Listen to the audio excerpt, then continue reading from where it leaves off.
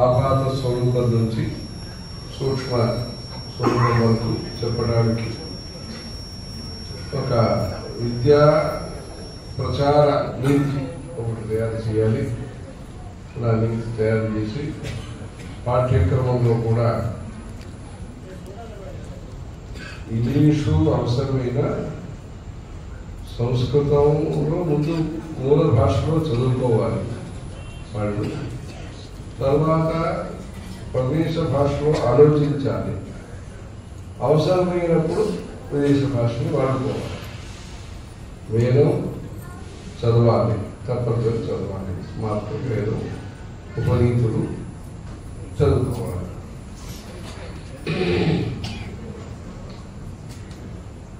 గృహ్య సూత్ర ప్రకారం చేయాలి. అందుకే ఇప్పుడు ధర్మశాస్త్ర పుస్తకాలన్నీ కూడా ఇచ్చారు. ఒక 8 సంపుటాలు సిద్ధాంతి, అదే మార్పు అని ఇచ్చారు. అలా ధర్మశాస్త్ర ప్రచారం అన్ని మంచిగా జరగాలి. అలా ఒక విద్యానీతి, అధ్యాత్మ విద్యానీతి, అలాంటి నీతి తయారు చేసి అంశకాలీనం పూర్ణకాలీనం అలా చేసి వేద పాఠశాలన్నింటిలో కూడా దానికి సంబంధించిన వేదంలో గొప్ప విషయాలు ఉన్నాయి. కానీ అది ఎవరు చదువుతున్నారో వారు ముందు తెలుసుకోవాలి. రెండవది వినియోగానికి, అంటే ఈ కాలంలో చేయండి అన్నారు. అంటే కాలమే అది. ఈ సిద్ధాంతి వాళ్ళు ఈ కర్మ మార్గంలో జ్యోతిషాన్ని ఎలా వాడుతున్నారనే దానికి వీరికి పరిచయం ఇవ్వాలి. వేదం చదువుకున్న వారికి ఆ సిద్ధాంతి చెప్పే ముహూర్త విషయంలో పరిచయం ఇవ్వాలి. అలా జ్ఞాన సమన్వయం చేయవలసిన సమయం లేదు. విడిగా సిద్ధాంతి ఉన్నారు, విడిగా వేద పండితులు ఉంటారు, శాస్త్ర పండితులు విడిగా ఉన్నారు. ముందు వీళ్ళందరూ కలిస్తేనే తర్వాత సమాజంలో ఒక స్ఫూర్తి కలుగుతుంది, అందరినీ కలపడం సులభమవుతుంది. అందుకని జ్ఞానంలో ఉండే ఈ సమన్వయాన్ని మనం తయారు చేయాలి. ఇక్కడ వేద పాఠశాలలు చాలా ఉన్నాయి, స్మార్త పాఠశాలలు ఉన్నాయి. స్మార్త పాఠశాలలో విశిష్ట స్మార్త పాఠశాల అని ఒకటి తయారు చేస్తున్నాను. సంస్కృతం అనివార్యంగా ఉండాలి అని చెప్పి వారు పంచకావ్యాలని చదువుకుని ధర్మశాస్త్రము, సింగిల్ విండో సిస్టమ్ అంటారు. అలా ఒక చోటే స్మార్థం సంబంధించిన విషయం, ధర్మశాస్త్రం ఈయన వెళ్ళి ఈయన స్మార్థం ఈయన, అంటే సమన్వయం కుదరక విడివిడిగా ఉన్నాయి ఇక్కడ విజ్ఞానం. ఆ సమన్వయం కుదిరితే ఆచారానికి అది ఉపయోగంగా ఉంటుంది, ధర్మ ప్రచారానికి ఉపయోగంగా ఉంటుంది. అలా ఒక విద్య ప్రచార నీతి, అధ్యాత్మ విద్య ప్రచార సంరక్షణ నీతి ఒకటి తయారు చేసి ఇక్కడ ఆంధ్రదేశంలో తయారు చేయాలి. సంస్కృత భాష ముఖ్యం. అందుకని ఇప్పుడు పొదిలిలో సనాతన ధర్మ సేవాగ్రామం అనే ఒక పేరుతో వారికి అష్టమే వర్షే బ్రాహ్మణ ఉపనయీత గర్భాష్టమేవ ఆషోడశ బ్రాహ్మణస్య అతీత కాల అని అటు విధికారిక ప్రకారం ఉపనయనం సకాలంలో చేసి వారు మూఢ విద్యని చదువుకుని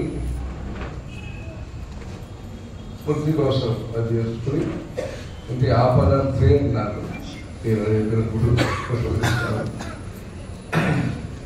అలాంటి అవసరం ఉంది కనుక, దానివల్ల ఉపయోగం ఉన్నది కనుక లౌకిక విద్యని అభ్యసించి వారు పదార్థము, ఆకాంక్ష, అన్వయము, అమర కోసము అలా ముందు ఆ కాలంలో ఎలా చదువుకున్నారు అలా ఫౌండేషన్ కోర్స్ బాగా గట్టిగా ఉంటే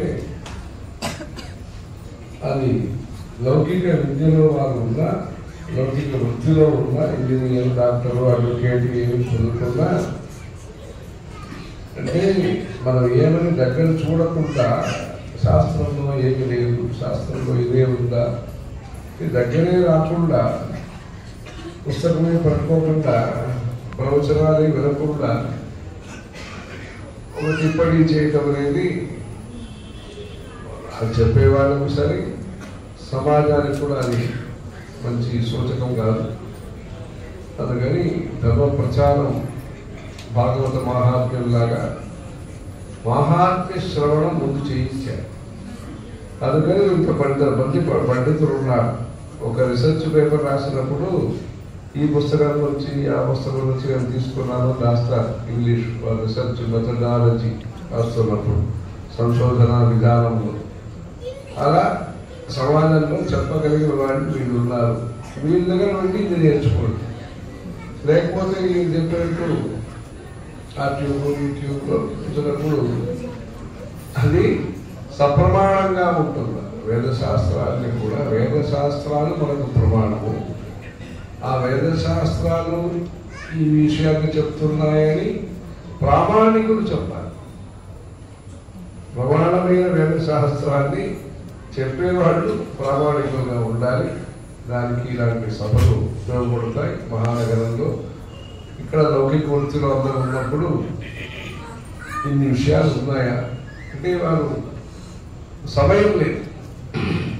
జీవిత విధానంలో మార్పు వచ్చింది కనుక మంత్రపుష్పం అంటే ఏమో తెలియదు వాళ్ళని.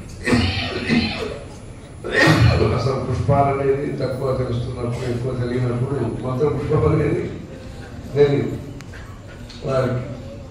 అంటే ఆపోషణం అంటే ఏదో చెరువులో నీళ్ళు పెట్టుకున్నప్పుడు తాగుతుంటారు, కానీ ఈ ఆపోషణం అనేది తెలియదు.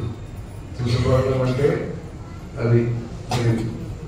మామూలు విషయాలు కూడా మనకి మామూలు విషయం నుంచి మనం దూరం అవుతున్నాం కనుక ఒక వైదిక మధ్యవర్గాన్ని తయారు చేయాలి. ఎకనామిక్ మిడిల్ క్లాస్ లాగా ఒక ఆధ్యాత్మిక మధ్యవర్గాన్ని తయారు చేసి భగవద్గీత ప్రచారం ఇప్పుడు మంచిగా జరుగుతుంది. కారికలు అంటే ఏమి, శ్రోతం అంటే ఏమి, స్మార్థం అంటే ఏమి, ఇవన్నీ కూడా మనం మంచిగా ప్రచారం చేయాలి.